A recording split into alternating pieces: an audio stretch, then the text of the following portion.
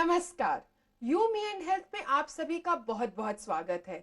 आज हम लोग चर्चा करेंगे मिर्गी यानी कि एपिलेप्सी पर, और हमारे साथ हैं डॉक्टर आर के Surekha, professor of neurology, Sawai Mansingh चिकित्सालय जयपुर। डॉक्टर साहब, आपका स्वागत हमारे कार्यक्रम में। डॉक्टर सुरेखा, हम सबसे पहले आपसे ये जानना चाहेंगे कि मिर्गी क्या होती है। देखिए, मिर्गी रोग एक मस्तिष्क का रोग है।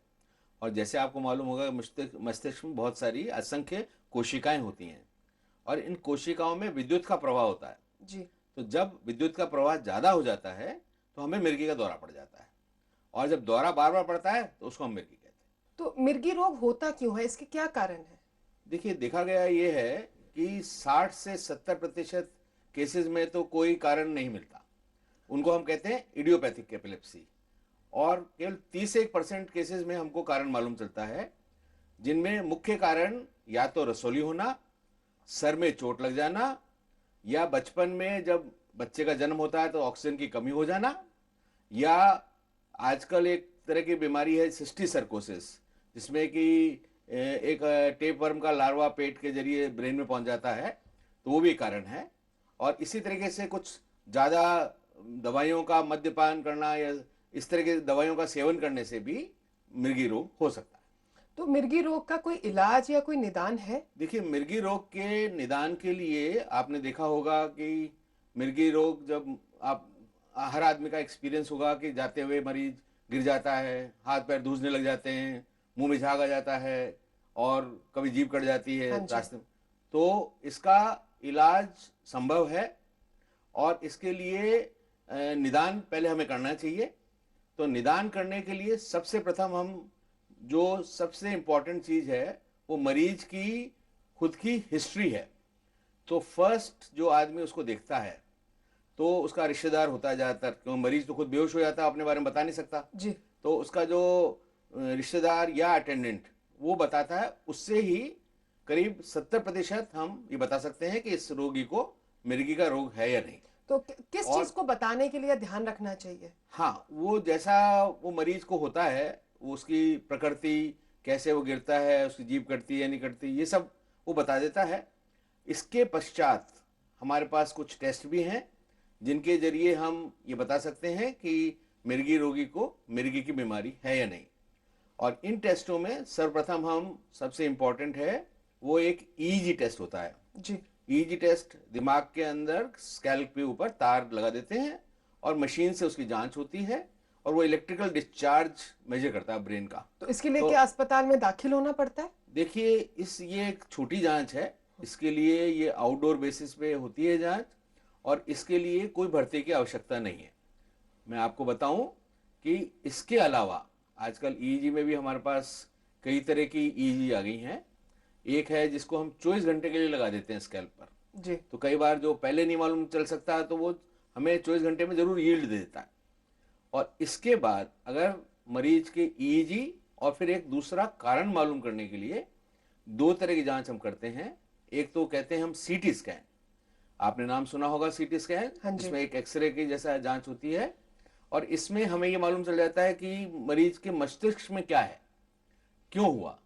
कोई 70% में तो कुछ नहीं मिलेगा, लेकिन 30% में हमें कुछ चोट का निशान, कोई रसौली, कोई इन्फेक्शन, ट्यूबरक्लोमा, या कोई चोट सिस्टिक सर्कोसिस जैसे मैंने बताया, तो इस तरह से मिलती है। और आजकल इसके ऊपर भी एक अच्छी जांच आ गई है जिसको हम कहते हैं एमआरआई। एमआरआई की जांच में ये होती है, उसकी सुपीरियर जांच है सीटी स्कैन से।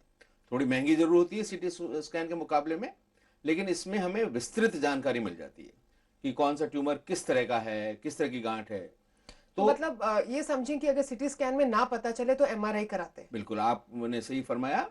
और आपको मैं ये बता दूं कि इन सभी के लिए हमें भर्ती होने की आवश्यकता नहीं है और ये आउटडोर में हो सकती है। और कोई चीरा नहीं लगता? इसमें कोई चीरा और कोई भी मरीज को तकलीफ नहीं होती है और ये बिल्कुल हानि रहित होती है। और इनको जांच को करा करके मरीज का हम निदान निकाल सकते हैं कि उसको मिर्गी रोग है या नहीं। एक बार पता चल जाए कि मिर्गी रोग है, फिर इसका इलाज किस तरह से होता है? अमूमन ये देखा गया है कि मरीज आपके सामने, आंखों के सामने गिर जाता है, उसको दौरा आ जाता है, तो लोग क्या करते हैं कि उसको जूता सूंघा देते हैं। और क्या करते हैं दूसरा, जैसे ही हुआ तो उसको घेर के खड़े हो जाते हैं। या मुंह में भी कहते हैं इसकी जीभ नहीं कट जाए, मुंह में कुछ घुसाने की कोशिश बिल्कुल करते आपकी हैं। बात सही है, यही मैं बताना चाह रहा था कि मुंह में चम्मच डाल देते हैं और या पानी डाल देते हैं, पानी पिलाना की कोशिश करते हैं, या अगर मरीज पुराना मरीज था तो उसको दवाई देने की तुरंत कोशिश करते हैं। मतलब ये सब नहीं करना चाहिए। बिल्कुल आपने सही फरमाया। मैं आपको ये बताना चाहूंगा कि अगर आपके सामने कभी कोई मरीज को दौरा आ जाए तो आपको क्या करना चाहिए। देखिए, मरीज को जो दौरा होता है ये क्षणिक होता है, बहुत ज्यादा देर लंबा नहीं रहता, ज्यादातर फिर भी 80% कितना समय? 2 से 5 मिनट से ज्यादातर नहीं होता। अगर ये बार बार दौरा पड़े तो हम उसको एक दूसरी अवधि कहते हैं, बीमारी हो जाती है, उसको कहते हैं स्टेटस एपिलेप्टिकस। तो ये जरूर सीरियस हो जाता है। लेकिन अगर ये जो 2 से 5 मिनट का दौरा है, इसमें क्या करना चाहिए? देखिए, 2 से 5 मिनट के दौरा में मरीज को लेटा देना चाहिए, उसकी शर्ट के बटन खोल देने चाहिए, उसके मुंह में से उसको टेढ़ा करके लेटा देना चाहिए, जिससे कि उसकी लार जो गिर रही है वो सांस की नली में नहीं चला जाए। और आसपास कोई नुकीली चीजें पड़ी हैं या ऐसी चीज जिससे कि उसको चोट पहुंच सकती क्योंकि है, छटपटाते हैं तो वो हटा देनी चाहिए जी। और हमें केवल उसके मुंह की लार साफ कर देनी चाहिए। उसको सांस आराम से आ जाए ये देखना है। हमें उसके मुंह में कुछ नहीं डालना है। हमें उससे, वो मरीज इस समय थोड़ा वायलेंट हो जाता है तो हमें कोशिश करके उसके साथ लड़ाई नहीं करनी है, हमें उसको ढीले छोड़ देना है। थोड़ी देर में मरीज अपने आप ठीक हो जाएगा। उसको हो सकता है 5 मिनट लगे, हो सकता है 2 मिनट लगे, हो सकता है 10 मिनट लगे। वो थोड़ा बेहोशी की हालत में रह सकता है, लेकिन उसको थोड़ी देर में होश आ जाता है और जब होश आ जाए तो उसकी उपयुक्त चिकित्सा की जा सकती है। उसके बाद उसको डॉक्टर के लेके जाए। ऐसा भी नहीं है कि हर मिर्गी रोगी को हर बार जब दौरा पड़े तो तुरंत डॉक्टर के भागो, क्योंकि ये तो जो दौरा है स्वतः ही ठीक हो जाता है। लेकिन अगर उसको इलाज नहीं चल रहा है तो जरूर चिकित्सक से राय करनी चाहिए और उसके इलाज से। मतलब ये एक हम लोग अगर दौरा पड़ गया है और अगर आप पहले से मिर्गी के दौरे के मतलब आप एक पेशेंट हैं, हाँ जी, तो दवाई उसमें कितनी देर बाद दें, जो भी आपको दवाई दी गई है? देखिए, मरीज को जब होश आ जाए और जब वो निगल सके, स्वतः निगल सके। देखिए, नहीं देने का कारण यही है कि मरीज जब बेहोश होता है तो मुंह में पानी डालेंगे तो सांस की नली में जाने का डर रहता है जी। और कोई डर नहीं है। तो होश में होगा तभी वो निकलेगा, तो होश आ जाए उसके बाद दे सकते हैं आप दवाई। और दवाई देने के लिए है कि दवाई डॉक्टर से जांच करा के ही देनी होगी अगर नया मरीज है तो जी। वैसे अगर दवाई भूल गया है तो जरूर दवाई देनी है, साथ में देनी है। मिर्गी से संबंधित और भी सवाल हैं डॉक्टर साहब, लेकिन एक छोटे से ब्रेक के बाद। हम ब्रेक के बाद अभी वापस आते हैं। आप लोग देखते रहिए यू मी एंड हेल्थ।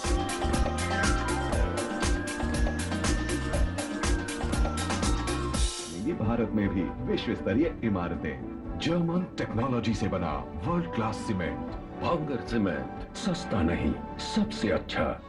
सोने का रेट तो बढ़ता ही जा रहा है और इसकी शादी तक क्या पता कहाँ पहुँचेगा। टेंशन मत लो, पीसी ज्वेलर की ज्वेल्स फॉर लेस स्कीम है ना, जिसमें 12 किस्तें देंगे हम और 2 किस्तें देंगे पीसीजे।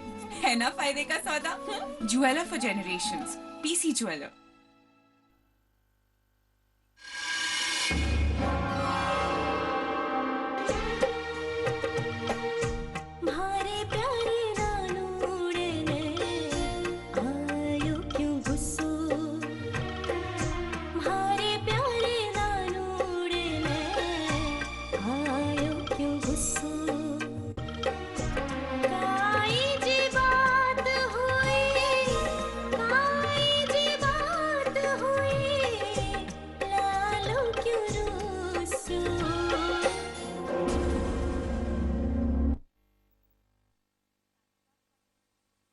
मजबूत चट्टानों से बनता है रॉक स्ट्रॉन्ग सीमेंट, जो देश को बनाए रॉक स्ट्रॉन्ग सीमेंट।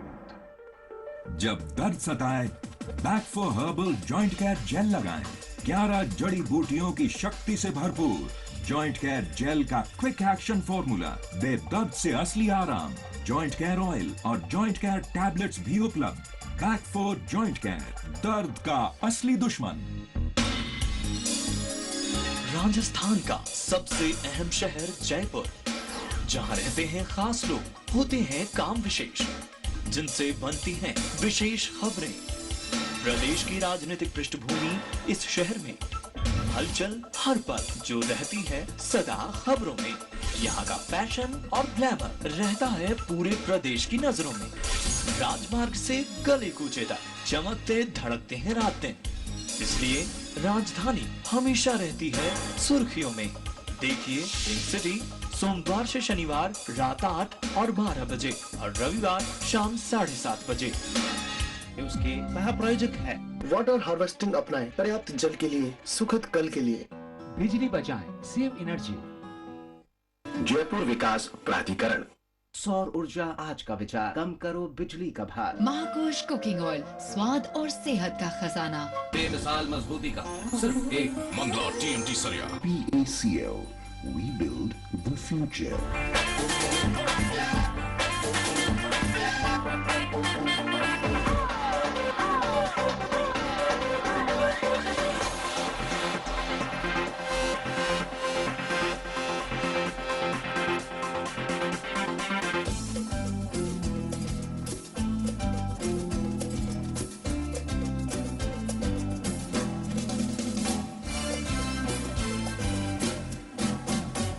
इस कार्यक्रम के सह प्रायोजक है बैक फॉर जॉइंट केयर, दर्द का असली दुश्मन।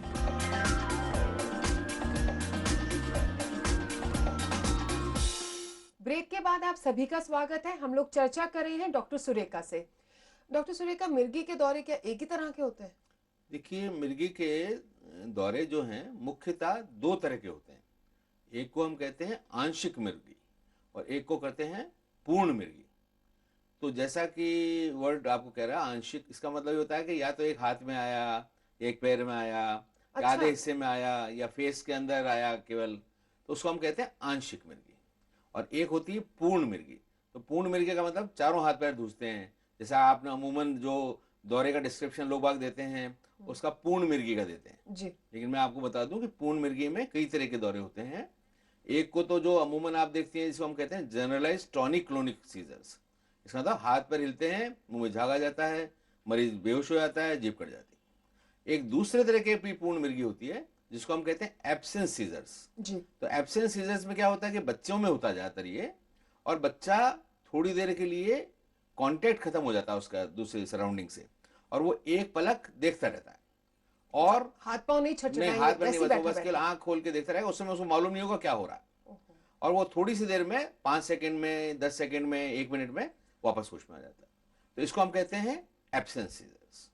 और एक दूसरी तरह की जो मिर्गी जिसको हम पूर्ण मिर्गी में लाते हैं और जो कई बार फीमेल्स में और यंग फीमेल्स में काफी होती है, उसको हम कहते हैं मायोक्लोनिक एपिलेप्सी जी। तो मायोक्लोनिक एपिलेप्सी में क्या होता है कि मरीज के हाथ को अगर आपने देखा हो कि झटका लगता है, और कई बार विशेष तौर से मैं जो यंग लड़कियां हैं और फीमेल्स होती हैं उनमें एक बीमारी होती है जिसको हम कहते हैं जुवेनाइल मायोक्लोनिक एपिलेप्सी, और जो कि अगर नींद नहीं ले आदमी या सुबह के समय ज़्यादा होती है। और कई बार आप मरीज कहता है मेरे हाथ से चीज छूट जाती है, उसके चाय का कप टूट जाता है या कंघा छूट जाता है या सडनली झटका लगता है। इनको लोग बाग थोड़ा हिस्टेरिकल या थोड़ा सा ये मानते हैं कि यूं ही कह रही है, लेकिन ये एक तरह का दौरा होता है जिसको हम कहते हैं जुवेनाइल मायोक्लोनिक एपिलेप्सी। मैंने ये भी सुना है कि भी हिस्टीरिया भी एक तरह की एपिलेप्सी है। किस तरह देखिए, से? हिस्टीरिया को लोग एपिलेप्सी की संज्ञा दे देते हैं, लेकिन हिस्टीरिया एक बीमारी ऐसी है जो कि अगर आदमी चिंता फिक्र ज्यादा करता है और उसका मानसिक, उसको कोई न कोई विकार होता है उसके, जिससे कि उसको मानसिक ठेस पहुंची है, समाज में रहता है वो अपने परिवार वालों से, अपने पति है तो पत्नी से, या और किसी कारणवश फाइनेंशियल प्रॉब्लम्स हैं जी। तो ऐसे केसेस में मानसिक तनाव और ठेस, इसकी वजह से उसको नॉलेज नहीं होती, लेकिन उसको दौरे जैसी एक्टिविटी हो जाती है। लेकिन इसमें और दौरे में फर्क करना पड़ता है कि नॉर्मली ये देखा गया कि थोड़ा सा ये ज्यादा फीमेल्स में ज्यादा कॉमन होता है। अच्छा। और देखा गया है कि इसमें मरीज गिरता कभी नहीं है, अपने आप को चोट कभी नहीं लगाता, और उसके कभी जीभ नहीं कटती, उसके कभी पेशाब नहीं निकलता, और वो ये भी कह देता है कि मुझे सब मालूम रहता है। तो एक तरह से बॉडी फुल कंट्रोल में है। इस तरह से उसके ये मानसिक बीमारी है, ये एक्चुअली में दौरे की शिकायत नहीं है। जब छोटे बच्चों को कई बार बहुत तेज बुखार चढ़ता है तो उसमें भी एक तरह का एपिलेप्टिक दौरा आता है, उसके बारे में जानकारी दीजिए। देखिए, इसको जो आपने सवाल पूछा, इसको हम कहते हैं फिब्राइल सीजर्स। और ये ज़्यादातर देखा गया है कि 6 महीने से 6 साल तक के बच्चों को ज़्यादा होता है। और ये फिब्राइल सीजर के अंदर कई तरह की वो हैं, इम्पोर्टेंस है। इनकी इम्पोर्टेंस ये है कि ये वैसे बिनाइन चीज़ है, इससे घबराने की दरकार नहीं, क्योंकि ये होता ही केवल बुखार से। अगर बुखार नहीं है तो दौरे नहीं। देखिए, मैं आपको बताना चाहूँगा कि फिब्राइल सीजर्स जो यंग बच्चों में होता है वो स्वतः 6 साल की उम्र तक खत्म हो जाता है। जैसे आपने कहा 6 महीने के लिए, 1 साल के लिए दवाई दे देते हैं। अगर आपको एपिलेप्सी भाई एक्सीडेंट के कारण हुई है या बुखार के कारण हुई है, उसकी वजह से आपको दौरे पड़े हैं, जो हम ये दवाइयाँ लेते हैं ये कितने समय तक लेने पड़ती हैं और इनके लॉन्ग टर्म साइड इफेक्ट्स क्या होते हैं? क्योंकि देखिए, दिमाग की दवाई है तो एक दिमाग में एक भ्रम तो आ ही जाता है कि ये तो कुछ ना कुछ दिमाग में परमानेंट असर ही छोड़ेंगी। देखिए, आपकी बात बहुत उचित है और सभी मरीज हमसे ये पूछते हैं। तो जो स्टैटिस्टिक्स बताती हैं वो ये बताती हैं कि 3 से 5 साल तक लगातार दवाई ली जाए तो करीब 80%, 70 से 80% लोग ही पूरे ठीक हो सकते हैं। लेकिन इसमें कुछ रोगी ऐसे होते हैं जिनसे जन्म की बीमारी है या सर में चोट ज़्यादा लगी है, उनको कई बार 5 साल से ज़्यादा भी दवाई लेनी पड़ सकती है और कुछ लोगों को जीवन पर्यंत भी दवाई ले सकती है। लेकिन मुख्यतः ये देखा गया है कि 70 से 80% आदमियों के दौरे 5 साल की दवाई लेने से ठीक हो जाते हैं। मैं आपको यहाँ बता दूं कि केवल दवाइयों से हम 85% से 90% आदमियों के दौरे कंट्रोल कर सकते हैं। जब आप दवाई ले रहे हैं हाँ जी। तो उसके क्या साइड इफेक्ट्स हो सकते हैं? देखिए, अलग अलग साइड इफ़ेक्ट्स होते हैं अलग अलग दवाइयों के, और इसीलिए चिकित्सक आपको कहता है कि हर महीने में या 3 महीने में हमको दिखाएं, जिससे कि हम उनको टाइट्रेट कर सकें। जिसमें मुख्यतः ये देखा गया है कि कुछ दवाइयाँ होती हैं जिनसे कि अगर फीमेल्स को या लड़कियों को दे दी जाए तो मुंह सूख जाती है, या दांतों में खराबी आ जाती है, या कुछ के बाल झड़ने लग जाते हैं, या कुछ चकत्ते हो सकते हैं। तो इस तरीके से, या कुछ दवाई देने से थोड़ा आदमी मोटा हो जाता है, और कुछ में थोड़े हार्मोनल चेंजेस हो जाते हैं। इससे पहले एक सवाल, आपने जो पहले एक चीज मेंशन करी थी डॉक्टर साहब कि आजकल मिर्गी का दौरा कुछ चीजें खाने से, जिससे कि टेपवर्म दिमाग में चला जाता है, उससे भी होते हैं, तो उससे कैसे बचा जा सकता है? देखिए, मिर्गी के दौरे की बचाव, इसके लिए कई चीज़ों से ये दौरा पड़ता है। जैसे कि एक मैंने आपको बताया कि दूषित पानी में सब्जियां उगाई गई और उनको बिना धोए हमने खा लिया, जी। तो एक टेपवर्म का एग होता है जो कि हमारे पेट में चले जाता है और खून के जरिए वो ब्रेन में पहुंच जाता है। तो एक कीड़ा हमारे ब्रेन में पहुंच जाता है और उससे दौरे पड़ने चालू हो जाते हैं। इससे कैसे बचे डॉक्टर साहब, ये हम आपसे जरूर जानेंगे, लेकिन एक छोटे से ब्रेक के बाद। हम ब्रेक के बाद अभी वापस आते हैं, कहीं जाना नहीं।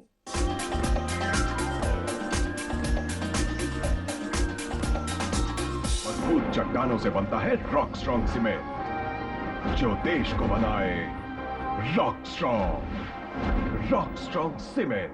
स्वाद क्या होता है? वो जो जबान पर महसूस होता है या वो जो दिल तक पहुंचता है, जिसमें महकती हुई बेशुमार खुशियां आपके अपनों की सेहत का ख्याल रखती हैं, जैसे महाकोश कुकिंग ऑयल, जो ख्याल रखे आपके स्वाद और सेहत का। तो अच्छा खाओ, खुश रहो। महाकोश कुकिंग ऑयल, स्वाद और सेहत का खजाना। बनेगी भारत में भी विश्व स्तरीय इमारतें। जर्मन टेक्नोलॉजी से बना वर्ल्ड क्लास सीमेंट। भांगर सीमेंट, सस्ता नहीं, सबसे अच्छा। सोने का रेट तो बढ़ता ही जा रहा है और इसकी शादी तक क्या पता कहाँ पहुंचेगा। टेंशन मत लो, पीसी ज्वेलर की ज्वेल्स फॉर लेस स्कीम है ना, जिसमें 12 किस्तें देंगे हम और 2 किस्तें देंगे पीसीजे। है ना फायदे का सौदा? Jeweller for generations, PC jeweller.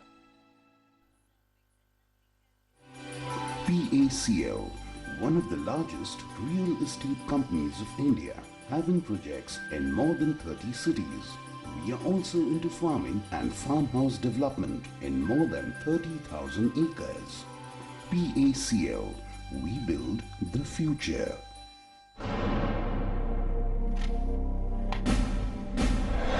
खामोशी के साए में जब जुर्म देता है दस्तक, हैवानियत के वजूद से जब थर्राने लगती है इंसानियत,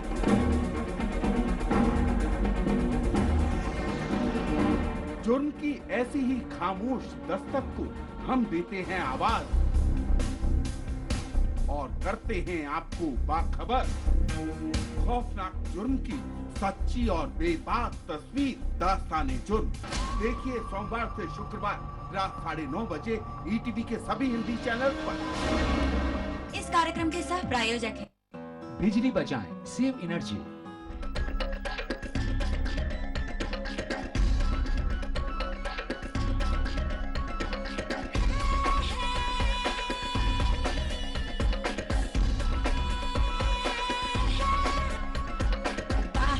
है फैशन की बातें, ग्लैमर की, सपनों के आसमां पर सितारों की रोशनी,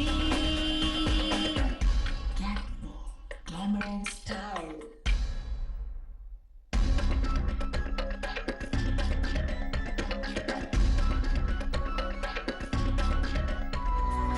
खबरें हौसले की,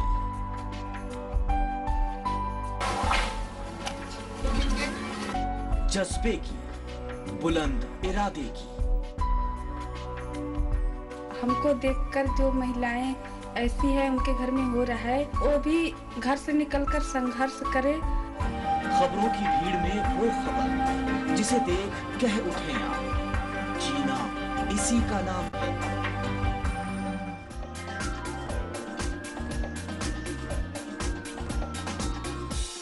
ब्रेक के बाद आप सभी का स्वागत है। डॉक्टर सुरेखा, आप हमें बता रहे थे कि इससे कैसे बचा जाए फिर। देखिए, सिस्टिसर्कोसिस क्योंकि दूषित पानी से सिंची हुई सब्जियां या पोर्क टेक खाने से होता है, मीट ईटर्स को होता है, तो इसको साफ सब्जियां खाई जाए, धो के सब्जी खाई जाए, उबाल के सब्जी खाई जाए जी। और दूसरा बचाव मिर्गी से हमें ये भी कर सकते हैं कि ज़्यादातर देखा गया चोट से मिर्गी हो जाती है, तो हेलमेट लगा के हमें दोपहिया वाहन चलाने चाहिए। तो अगर हमारे चोट नहीं लगेगी तो उससे हम बचाव कर सकते हैं। मतलब हेलमेट इसलिए नहीं पहने क्योंकि पुलिस ने लॉ बना रखा है, अपनी बचाव हमारी बचाव के लिए है वो तो इसी तरीके से कुछ और अवस्थाएं हैं जिनसे करने से हम थोड़ी दौरे के अटैक से बच सकते हैं। जैसे कि हमें टीवी दूर से देखना चाहिए, टीवी के नजदीक, और हमें ये नहीं कि पास में जो रंग बिरंगी जो लाइट्स होती हैं, जिनको मिर्गी दौरे से ग्रसित लोग हैं, उनको नहीं देखना चाहिए। खास करके जो डिस्को में ऐसे करके। हाँ जी, उन डिस्को वाली लाइट्स के लिए बोल रहा हूँ मैं आपको। हाँ जी। और दूसरा ये कि रात को लेट नहीं सोना चाहिए। मेन चीज है कि नींद की कमी, उससे बहुत दौरे पड़ सकते हैं। दूसरा ये कि अपनी दवाइयाँ समय से लेनी चाहिए। एक भी दिन उसको अगर मिस करोगे तो उससे भी हो सकता है। और ज्यादा फिजिकल थकान या ज्यादा मानसिक थकान, इनसे भी दौरे पड़ सकते हैं। डॉक्टर साहब, जिसको मिर्गी के दौरे हैं, क्या वो एक आम जीवन व्यतीत कर सकता है, विवाह कर सकता है, बच्चे पैदा हो सकते हैं? देखिए, इस बारे में मेरा ये कहना है कि मिर्गी रोग एक अन्य रोग की तरह है। जैसे डायबिटीज है, जिसकी लंबी दवाई लेनी पड़ती है, लोग उससे नहीं घबराते लेकिन मिर्गी रोग से घबराते हैं। तो मेरा तो ये कहना है कि दवाई लेकर के, और पूरी ठीक होने वाली बीमारी है, मेरा ये भी कहना है कि पूर्ण रूप से इलाज संभव। तो हम किसी को मिर्गी रोग हो जाए, घबराना नहीं चाहिए, उसको दवाई लेनी चाहिए और पूरी तरह से वो ठीक हो जाएगा। जैसे आपने कहा कि भाई विवाह कर सकते हैं, एक आम जीवन व्यतीत कर सकते हैं, लेकिन जिसको एक औरत को जिसको मिर्गी के दौरे पड़ते हैं, वो दवाइयाँ लेने लग रही हैं, तो उनको गर्भ धारण करने से पहले और बाद में क्या ऐसे प्रिकॉशंस लेने चाहिए? देखिए, जब मिर्गी रोगी है और वो एक फीमेल होती है और उसकी अवस्था, उसकी शादी हो सकती है, उसको शादी करने में थोड़ी तकलीफें हमारे समाज में होती है, लेकिन अगर वो अपने आदमी को बता दे, अपने आदमी को बता दे, तो वो उसमें कोई तकलीफ नहीं होगी जी। और बता के ही शादी कर लेनी चाहिए, तो जिससे आगे तकलीफ नहीं होती। मिर्गी रोगी शादी कर सकता है और बच्चे पैदा कर सकता है। केवल उसको ध्यान ये रखना चाहिए कि जब वो गर्भ धारण करना चाहती है तो अपने डॉक्टर से, न्यूरोलॉजिस्ट से या अपने फिजिशियन से मिले और अपने आप को चेक कराए। कई बार तो ये होता है कि उसको हिस्टीरिया के दौरे होते हैं, वो जबरदस्ती दवाई ले रही है, तो उसको अगर हम निदान सही करें तो उसकी दवाइयाँ बंद हो जाएंगी। कई बार ऐसी दवाइयाँ ले रही हैं जिनसे कि थोड़ा साइड इफेक्ट ज्यादा होता है जी, तो वो डॉक्टर मॉडिफाई करके उनको ऐसी दवाई, सेफ दवाइयाँ दे देता है जी। तीसरा ये है कि वो उसको एक फॉलिक एसिड की गोली होती है, बड़ी छोटी सी गोली है, 5 मिलीग्राम की। अगर वो गर्भधारण करने से पहले एक एपिलेप्टिक लेता है तो दवाइयों के साइड इफेक्ट नहीं होते बच्चे के ऊपर। तो ये प्रिकॉशन अगर वो ले लेती है गर्भधारण से पहले, और गर्भधारण के दौरान उसको क्या प्रिकॉशन लेने हैं कि उसे अपने डॉक्टर से मिलते रहना चाहिए। बिल्कुल। और 2-3 जांच होती है जिसमें एक अल्ट्रासाउंड होती है और जिसमें एक अल्फा फीटोप्रोटीन के लेवल्स होते हैं, जिससे हमें मालूम चल जाता है कि बच्चे में कोई तकलीफ तो नहीं। और उसको इस बात से नहीं घबराना चाहिए कि मुझे मिर्गी है तो मेरे बच्चे को मिर्गी हो जाएगी। मैं यही पूछने वाली थी। उसमें ये देखा गया है कि करीब 95 से 96% लोगों को, बच्चों को कोई मिर्गी का रोग नहीं होता। मतलब हेरिडिटरी नहीं है बीमारी। ये बहुत कम रूप में अनुवांशिक होती है, केवल 2 से 3% केसेस में कभी कभी इसमें आ सकता है, लेकिन ज्यादातर 96% लोगों में अनुवांशिक नहीं होती। डॉक्टर साहब, ये भी कहा जाता है कि क्या मिर्गी के दौरे जिसको भी आते हैं उसको ड्राइविंग करनी चाहिए, तैरने जाना चाहिए? इसमें अगर मरीज को अभी तुरंत दौरे पड़े हैं कुछ दिनों में, तो उसे ड्राइविंग नहीं करनी चाहिए। कितने दिनों तक नहीं करनी? उसको कम से कम 6 महीने से 1 साल तक हम दौरे नहीं अलाउ करते, और स्पेशली उन व्हीकल्स को नहीं अलाउ करते जैसे कि बस है या ट्रक है, ऐसे व्हीकल तो बिल्कुल अलाउ नहीं करते। और हम उन मरीजों को अलाउ कर देते हैं जिनको केवल रात को दौरे पड़ते हैं। तो दिन में वो गाड़ी चलाते हैं, उनके ज्यादा दौरे नहीं आते। इसी तरीके से तैरने का भी हम बच्चे क्योंकि ज्यादातर तैरने जाते हैं, तो हम ये सजेस्ट करते हैं कि अगर तुरंत दौरा पड़ा तो न तैरे, और जब भी आवश्यक है तो तैरे, तो उसके साथ एक गार्ड होना चाहिए। बिल्कुल। डॉक्टर साहब, हमारे पास समय थोड़ा सा है, लेकिन आप हमारे दर्शकों को ये जरूर बताइए कि मिर्गी के दौरे के साथ जो इतनी सारी भ्रांतियां जुड़ी हुई हैं उनके ऊपर थोड़ा प्रकाश डालें। देखिए, लोग ये सोचते हैं कि मिर्गी का दौरा देवी देवताओं के प्रकोप से होता है, कि देवी देवता को ये उनके ऊपर प्रकोप है और उससे होता है, तो ये सत्य नहीं है। दूसरा ये कि मिर्गी के दौरा पड़ने से वो ठीक किससे होता है कि उसको घोड़े की नाल सुंघा देते हैं जी, तो वो मैंने आपको पहले बताया। बिल्कुल। इसी तरीके से कई लोग इसको छूत की बीमारी मानते हैं कि घर में किसी के दौरा की शिकायत है तो उसके साथ रोटी खाने नहीं चाहिए, ये रोटी खाने से हो जाएगा। इसी तरीके से और भी कई मिर्गी के बारे में भ्रांति है कि शादी करने से दौरा ठीक हो जाएगा, ये एक भ्रांति है। और ये भी भ्रांति है कि पूजा करो भगवान की तो उसे ठीक हो जाएगा। सबसे ज्यादा ध्यान एपिलेप्सी के मरीज को किस चीज का रखना चाहिए? देखिए, मैं ये कह दूं, कैरी होम मैसेज है ये, कि एपिलेप्सी के मरीज को अपने आप हीन नहीं समझना चाहिए। वो पूरा तरह से ठीक हो सकता है, उसको अपनी दवाई नियमित रूप से लेनी चाहिए। मुख्य चीज जो है, दवाई नियमित रूप से लेनी चाहिए, और डॉक्टर के कहने से ही दवाई को धीरे धीरे बंद किया जाता है। तो अगर वो दवाई बंद नहीं करेगा तो जरूर ठीक हो जाएगा। धीरे धीरे से मतलब कितना समय? ज्यादातर 3 से 5 साल की अवधि में दवाई बंद हो जाती है। तो एक तो वो करे, और कुछ प्रिकॉशंस जो मैंने बताए थे कि टीवी को नजदीक से नहीं देखे, टाइम से सोए, तो इस तरह के प्रिकॉशंस। डॉक्टर साहब, आपका बहुत बहुत शुक्रिया। नमस्कार। ये थे डॉक्टर सुरेखा, जिन्होंने हमको मिर्गी के दौरों के ऊपर पूर्ण रूप से जानकारी दी। आशा करती हूँ आज का कार्यक्रम आपको अच्छा लगा होगा। अगर आपको हमें कोई सुझाव देना है या स्वास्थ्य संबंधी जानकारी लेनी है तो आप हमें मैसेज कर सकते हैं। अपने मोबाइल के राइट मैसेज ऑप्शन में जाइए, टाइप कीजिए UMH, स्पेस दीजिए, अपना नाम लिखें, अपने शहर का नाम लिखें और भेज दीजिए 56000606 पर। आप चाहें तो हमें पत्र भी लिख सकते हैं। हमारा पता है You Me and Health, ETV Rajasthan, 5/96A, Bhavani Singh lane, Bhavani Singh road, C scheme, Jaipur. अगले बुधवार हम फिर होंगे आपके बीच। तब तक हमें इजाजत दीजिए। Take care and keep smiling.